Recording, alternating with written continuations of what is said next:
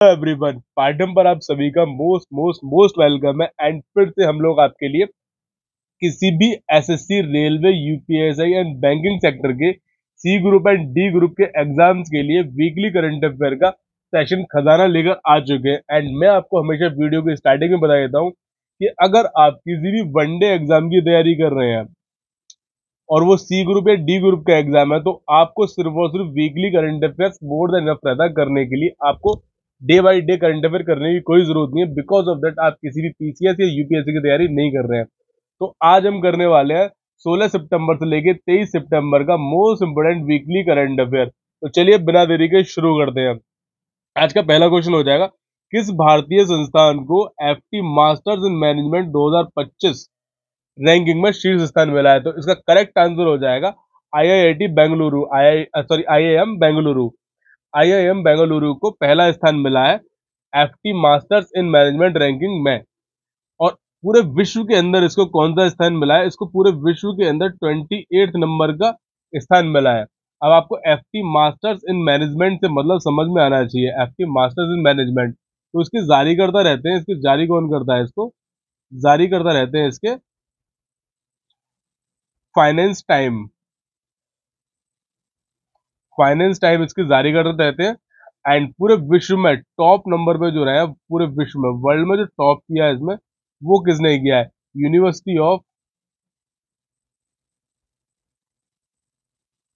University of Saint Gallen. University of Saint Gallen जो कि Switzerland के अंदर पड़ती है। स्विट्जरलैंड के अंदर है।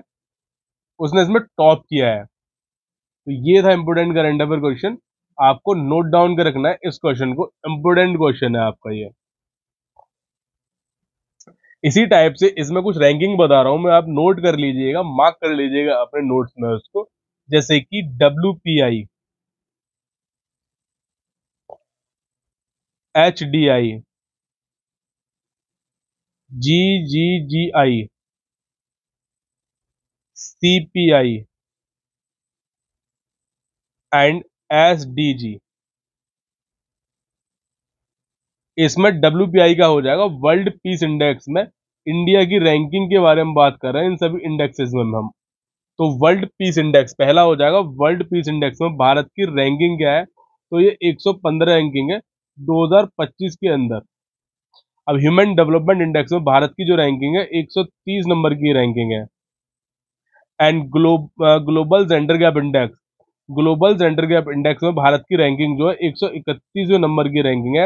एंड करप्शन परसेप्शन इंडेक्स में जो भारत की रैंकिंग है 96 नंबर की रैंकिंग है। And sustainable development goal index में जो भारत की रैंकिंग है वो 99 नंबर की रैंकिंग है। तो ये इंपॉर्टेंट रैंकिंग्स हैं कुछ जो आप लोगों को याद रखनी है।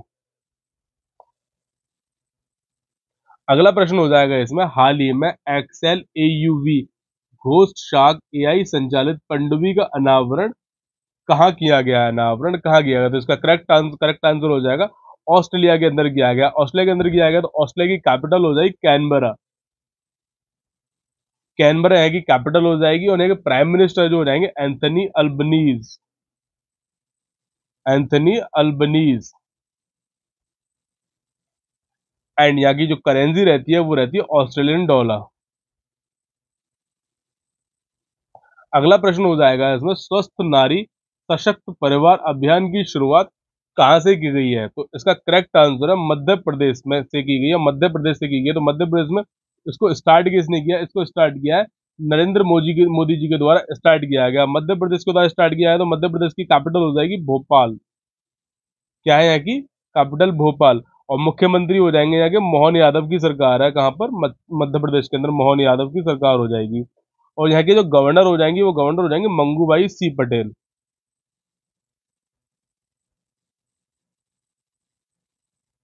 मंगूभाई सी पटेल यहाँ की गवर्नर हो जाएंगी। अगला प्रश्न हो जाएगा, हाल ही में WIPO के वैश्विक नवाचार सूचकांक 2025 में कौन सा स्थान मिला है भारत को? तो उसका करेक्ट आंसर हो जाएगा 38 नंबर का स्थान मिला हुआ है किसको? भारत को WIPO रैंकिंग में। अब WIPO का फुल फॉर्म हो जाएगा world intellectual world intellectual property organisation, world intellectual property organisation. अब इंटेलेक्चुअल वर्ड से मतलब अगर आपने समझ लिया तो आपको ये समझ में आ जाएगा WIPO करता क्या है।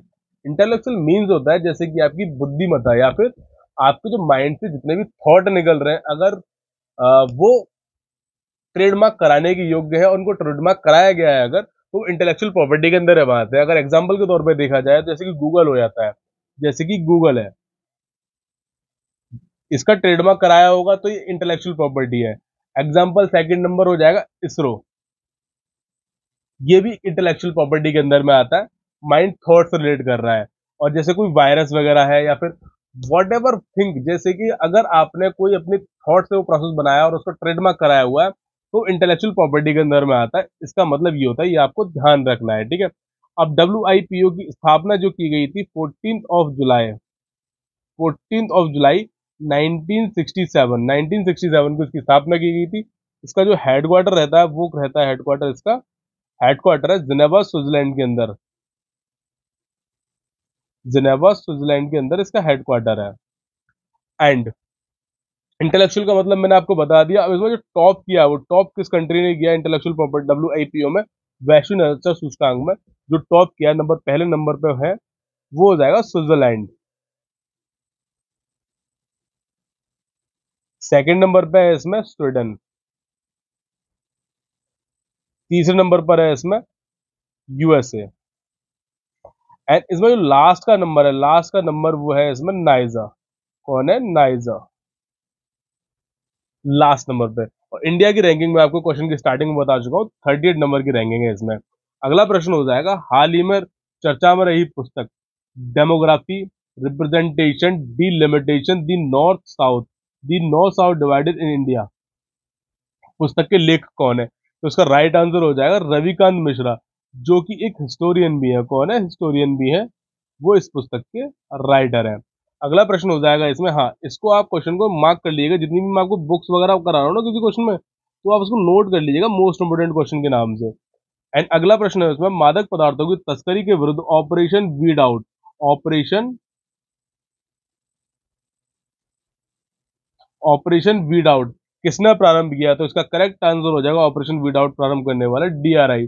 अब DRI ने स्टार्ट किया है, ये प्रारंभ किया है, तो DRI हो जाएगा directorate directorate of revenue intelligence, intelligence. इसकी जो स्थापना की गई थी DRI की स्थापना की गई थी, स्टेब्लिशमेंट 1957 के अंदर इसकी स्थापना की गई थी। इसका हेडक्वार्टर जो हो जाएगा वो हो जाएगा न्यू दिल्ली के अंदर। कहाँ पर हो जाएगा? न्यू दिल्ली के अंदर इसका हेडक्वार्टर हो जाएगा। एंड इसके जो डायरेक्टर जनरल है वर्तमान में वो हो जाएंगे श्री अभय कुमार श्रीवास्तव,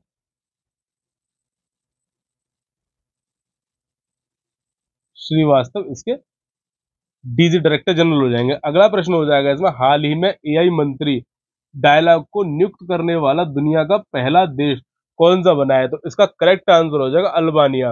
अल्बानिया एक इकलौता ऐसा देश बन गया है जिसने कि आर्टिफिशियल इंटेलिजेंस बेस्ड अपनी मंत्री डायलॉग को नियुक्त किया है। डायलॉग वर्ड मतलब हो जाएगा, डायलॉग वर्ड का जो मतलब है मीन हो जाएगा वो सन से है, सूरज से इसका तात्पर्य है इस वर्ड का मतलब डायलॉग।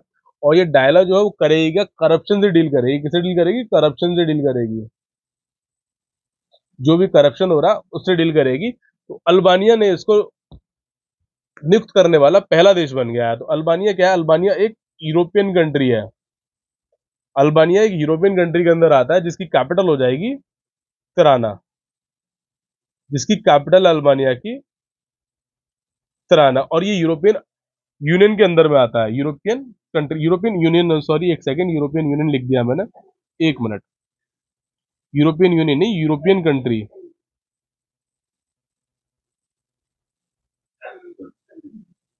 यूरोपियन कंट्री के अंदर में आता है ये,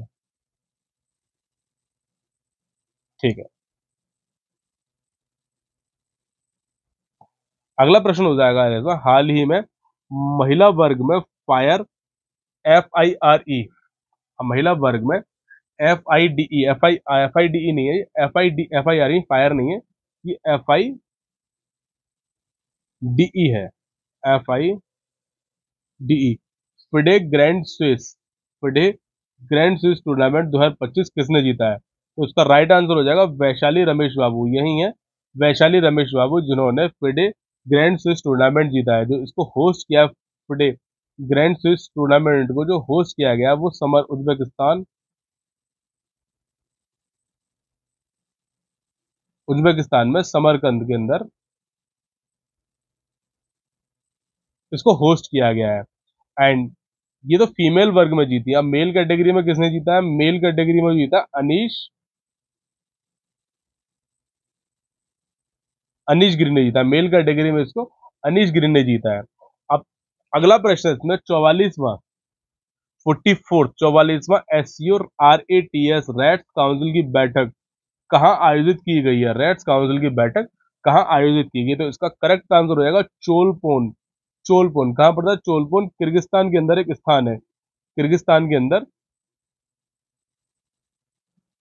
किर्गिस्तान की एक जगह है, वहां पर इसका इस मीटिंग को आयोजित की गई, इस मीटिंग को आयोजन किया गया है। अब एससीओ रैट्स, अब एससीओ रैट्स में आपको रैट्स का मतलब पता होना चाहिए। रैट्स मीन हो जाएगा regional anti terrorism, anti terrorist, terrorism नहीं, anti terrorist system, anti terrorism system. अब एससीओ से शंघाई कोऑपरेशन ऑर्गेनाइजेशन, जिसकी स्थापना की गई थी 1996 के अंदर, इसकी स्थापना की गई थी 1996 में स्थापना की गई थी। उस टाइम पर स्थापना जब हुई थी, 5 इसमें कंट्री थे, 5 कंट्री थे, जो 5 कंट्री थे फाउंडिंग कंट्री। इसके बाद में इसका जो हेडक्वार्टर है वो हेडक्वार्टर कहाँ? बीजिंग चाइना के अंदर में है, बीजिंग चाइना के अंदर इसका हेडक्वार्टर है। एंड 2021 में, सॉरी 2001 के अंदर में इसमें उज्बेकिस्तान को ऐड किया गया। 6 देश हो गए इसमें, 5 तो इसके फाउंडिंग मेंबर थे, प्लस फर्स्ट इसमें जो उज्बेकिस्तान को ऐड कर दिया गया 6वें देश के रूप में, उज्बेकिस्तान को, उज्बेकिस्तान को ऐड कर दिया गया। एंड 2017 में इसमें इंडिया एंड पाकिस्तान को ऐड किया गया, इंडिया प्लस पाकिस्तान। एंड 2023 में इसमें ईरान को ऐड किया गया। एंड 2024 के अंदर जो इसका 10वां मेंबर है लेटेस्ट, बेलारूस, लेटेस्ट मेंबर है, उसको ऐड किया गया इसमें। अगला प्रश्न हो जाएगा, हाल ही में आईईसी की 89वीं बैठक कहाँ संपन्न हुई है? आईईसी की 89वीं बैठक, आईईसी की बैठक कहाँ संपन्न हुई है ये मैं आपको बताऊं, उससे पहले आईईसी के बारे में थोड़ा सा जान ले रहे हैं। आईईसी मीटिंग हो जाएगा international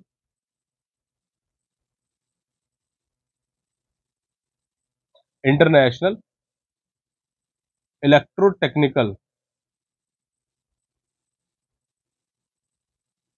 electrotechnical commission, electrotechnical commission, जिसकी स्थापना की गई थी, इसकी स्थापना हुई थी सन 1906 में यूनाइटेड किंगडम के अंदर, यूनाइटेड किंगडम के अंदर। इसका हेडक्वार्टर हो जाएगा जिनेवा स्विट्जरलैंड में, जिनेवा स्विट्जरलैंड में इसका हेडक्वार्टर हो जाएगा। और इसके जो प्रेजेंट हेड हो जाएंगे,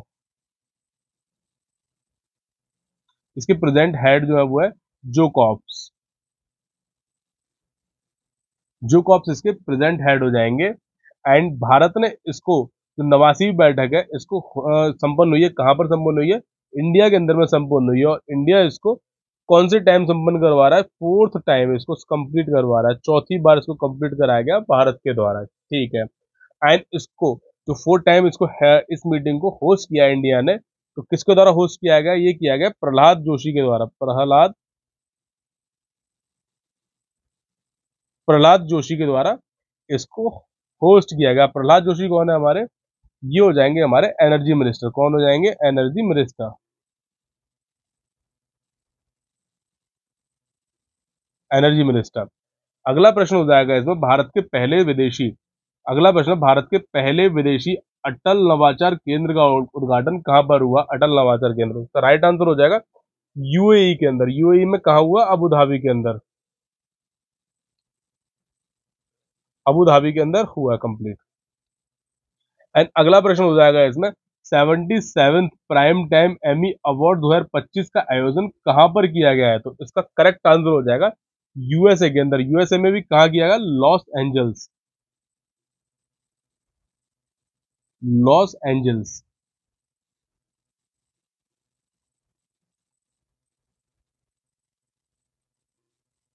लॉस एंजल्स के अंदर किया गया है, लॉस एंजल्स के अंदर किया गया। अब 77th prime time Emmy award 2025 ये किसको दिए जाते हैं? ये जो दिए जाते हैं अमेरिकन टीवी शो, जितने भी अमेरिकन टीवी शोज हैं,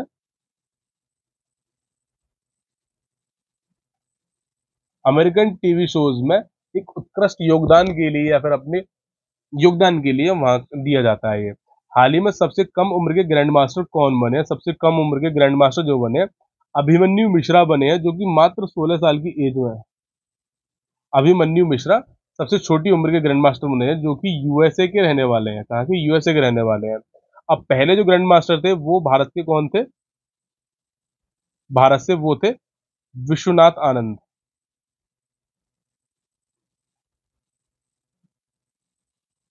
विश्वनाथ आनंद थे।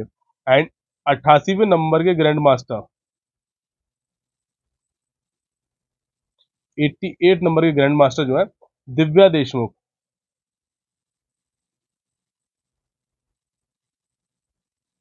एंड 89th नंबर की ग्रैंड मास्टर जो है वो है इस टाइम रोहित, रोहित कृष्णा, रोहित कृष्णा 88 नंबर के ग्रैंड मास्टर हो जाएंगे इसमें।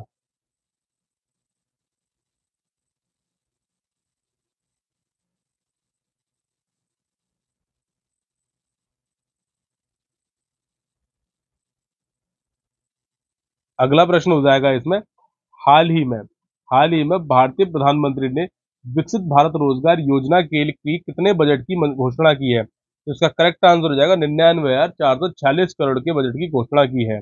अगला प्रश्न हो जाएगा इसमें, स्वच्छ वायु सर्वेक्षण, स्वच्छ वायु सर्वेक्षण के तहत 10 लाख से अधिक जनसंख्या वाले, mark the question and mark the sentence, 10 lakh से अधिक जनसंख्या की श्रेणी में किसे शीर्ष स्थान दिया गया स्वच्छ वायु सर्वेक्षण के तहत? तो उसका करेक्ट आंसर हो जाएगा इंदौर। अब इसमें तीन कैटेगरी है स्वच्छ वायु सर्वेक्षण में, मैं आपको तीनों कैटेगरी के बारे में बता दे रहा हूँ। तीन कैटेगरी है इसमें स्वच्छ वायु सर्वेक्षण में, तीन कैटेगरी रहती है। तीनों कैटेगरी के बारे में आपको बता दे रहा हूँ मैं। Category first, category to and category third. अब कैटेगरी वन में वो आते हैं जिनकी population is more than 10 lakh plus है, 10 लाख प्लस है। इसमें नंबर फर्स्ट पे इंदौर है, एंड सेकंड नंबर पे इसमें जबलपुर।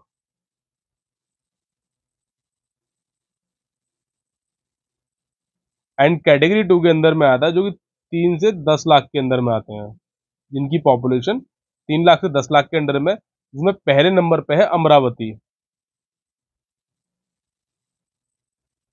एंड कैटेगरी थर्ड में आता है जिनकी पॉपुलेशन 3 लाख से कम है, 3 लाख से कम हो जाएगी। तो इसमें जो फर्स्ट पोजीशन पे आता है वो आता है देवास। तो ये थे मोस्ट इंपोर्टेंट 15 करंट अफेयर के क्वेश्चन। इसके बाद मैं आपको कराऊंगा वन लाइनर विद डिटेल्स, जिनको मैं अपने अपनी तरफ से बुलाता हूँ, कॉल्ड करता हूँ, मतलब बोलता हूँ उनको वन लाइनर विद डिटेल। तो इसका पहला वन लाइनर विद डिटेल हो जाएगा इसमें, chief governing board in NSC, chief of governing board in NSC. NSC के अंदर चीफ कौन है गवर्निंग बोर्ड का? तो इसका करेक्ट आंसर हो जाएगा, जो ये चित्र में दिख रहे हैं पुरुष, ये हो जाएंगे श्रीनिवास, श्रीनिवास इंजैती। इनका नाम है श्रीनिवास इंजैती। अब ये एनएसई की बात करें तो एनएसई का मतलब आपको पता होना चाहिए, national stock exchange. National stock exchange जिसका इंडेक्सेस रहता है, इस नेशनल स्टॉक एक्सचेंज का इंडेक्सेस निफ्टी 50।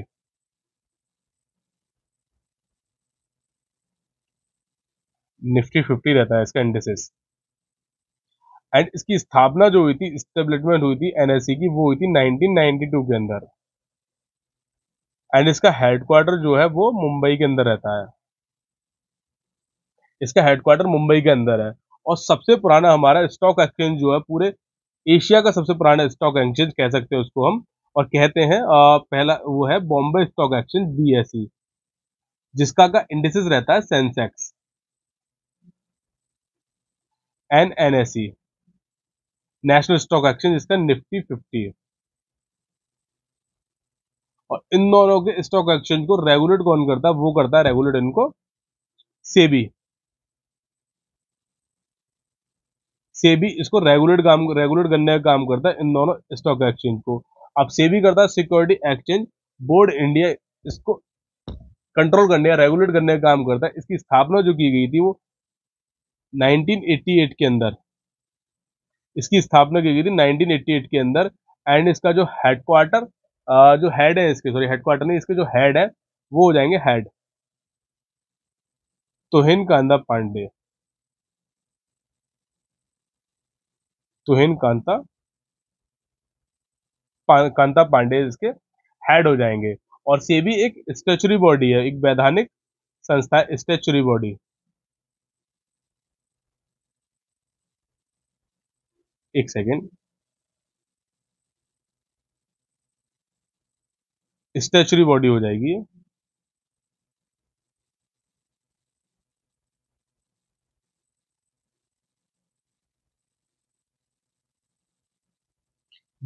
एक वैधानिक संस्था। अब headquarter of W M O,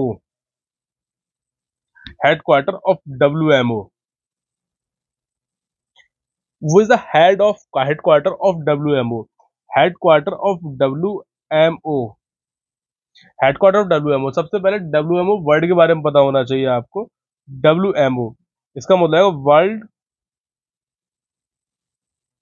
meteorological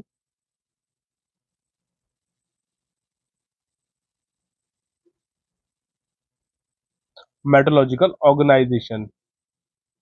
world meteorological organisation, जिसकी स्थापना हुई थी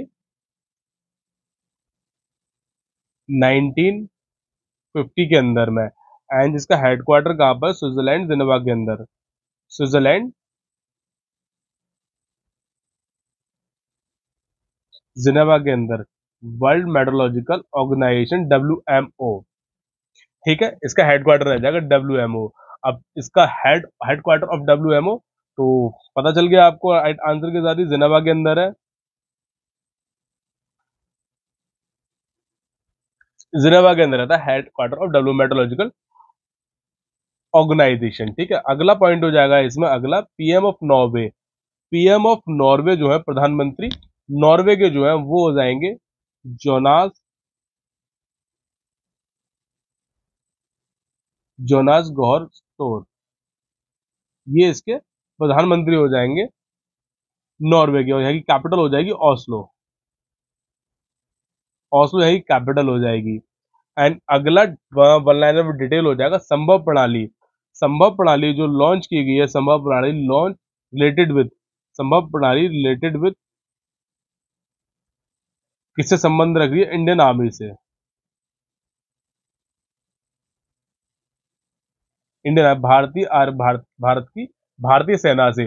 अब ये सेल्फ मेड संभव प्रणाली रिलेटेड विद इंडियन आर्मी, और है क्या ये एक self made self made messaging platform है।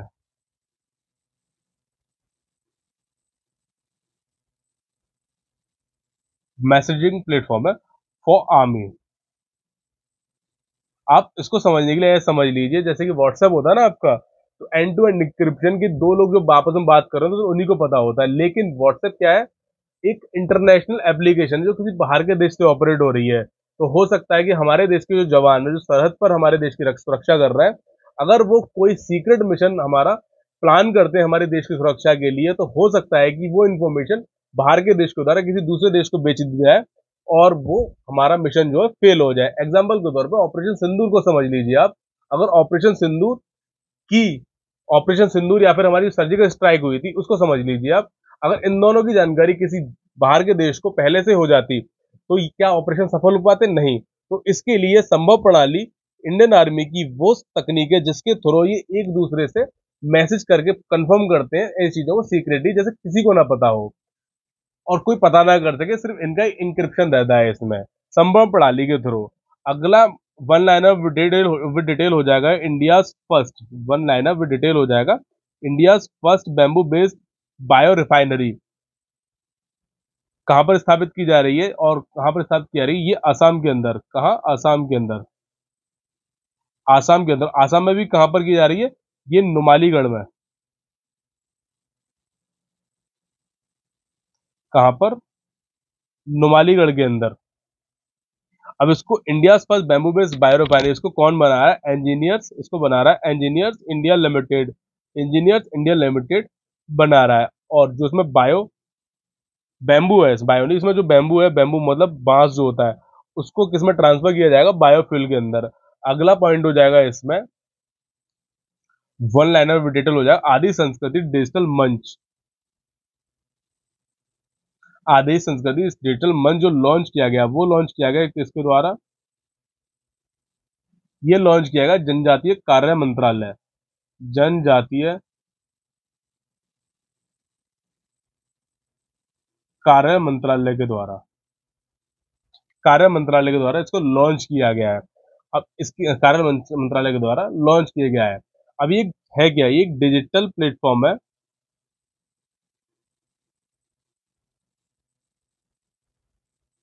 For tribals,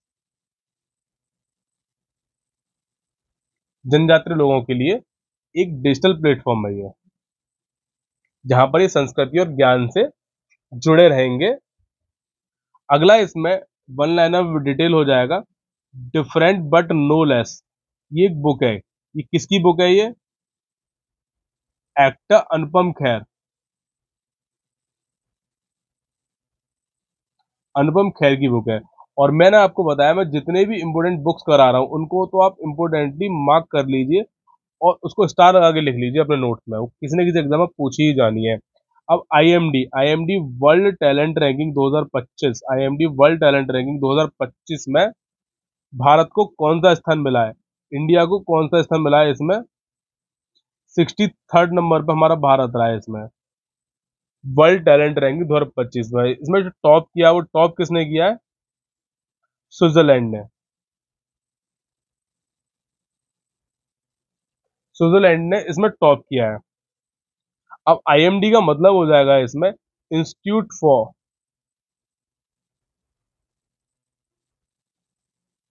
institute for management and development.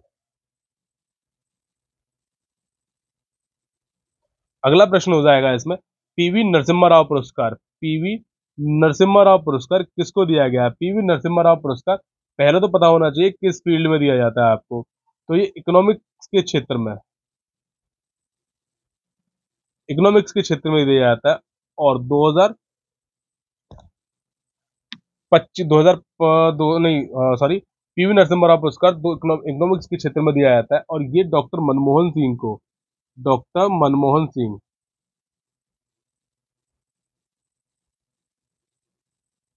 दिया गया है, जो कि हमारे बीच में नहीं है। दिवंगत डॉक्टर मनमोहन सिंह को दिया गया है, जो कि एक हमारे 2 बार के prime minister and finance minister भी रहे ये हमारे।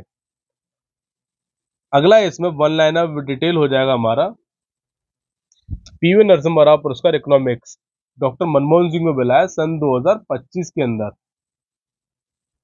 ठीक है, दिवंगत। दिवंगत मतलब ये हमारे बीच में अब नहीं रहे।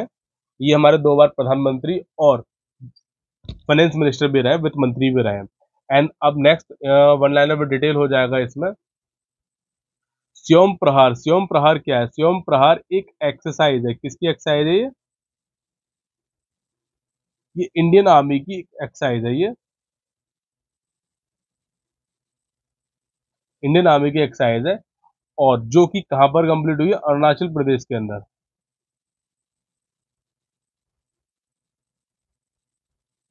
अरुणाचल प्रदेश के अंदर हुई है कंप्लीट। एंड इसके अलावा ये एक ड्रोन टेक्निक है, एक तरफ से ड्रोन टेक्निक, ड्रोन टेक्निक है। अब जी सेटकॉम है क्या? जी सेटकॉम जो है, ये जी सेटकॉम क्या है? जी सेटकॉम एक सैटेलाइट, जी सेटकॉम जो क्या है वो, अब जी सेटकॉम क्या है? जी सेटकॉम के तहत टोटल 11 सैटेलाइट, जी सेटकॉम के तहत टोटल 11 सैटेलाइट जी स्पेस, जी स्पेस कंपनी के द्वारा लॉन्च किए गए हैं।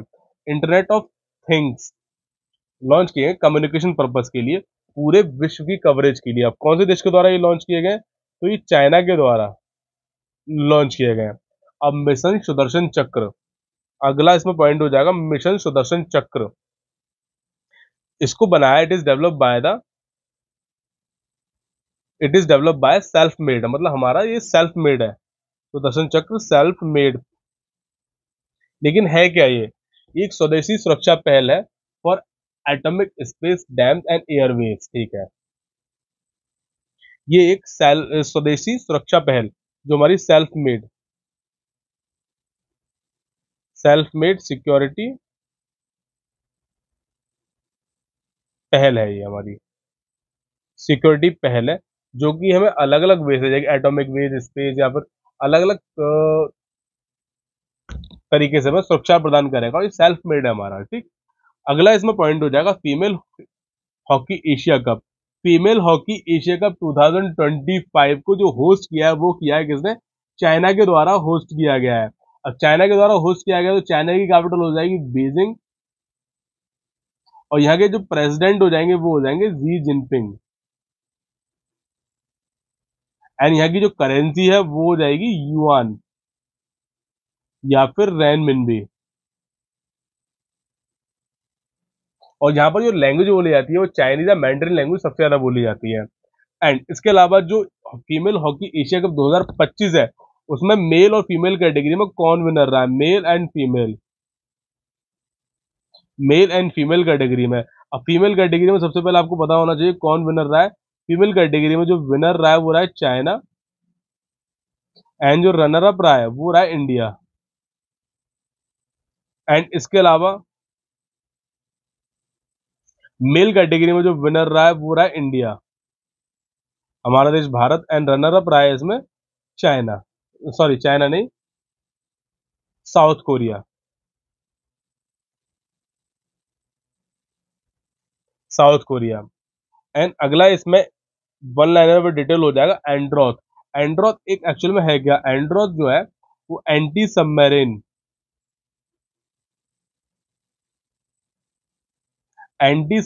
वॉरशिप,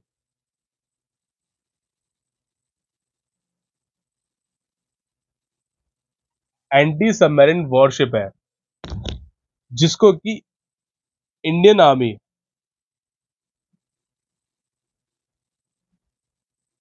इंडियन आर्मी के द्वारा इंट्रोड्यूस किया गया है।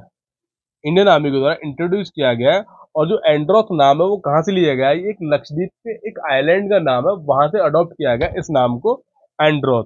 अब अगला इसमें पॉइंट हो जाएगा, वीर सावरकर खेल परिसर। वीर सावरकर खेल परिसर को कहां पर? गुजरात के अंदर इनॉग्रेट किया गया, गुजरात के अंदर इनॉग्रेट किया गया। और गुजरात के अंदर भी कहां पर?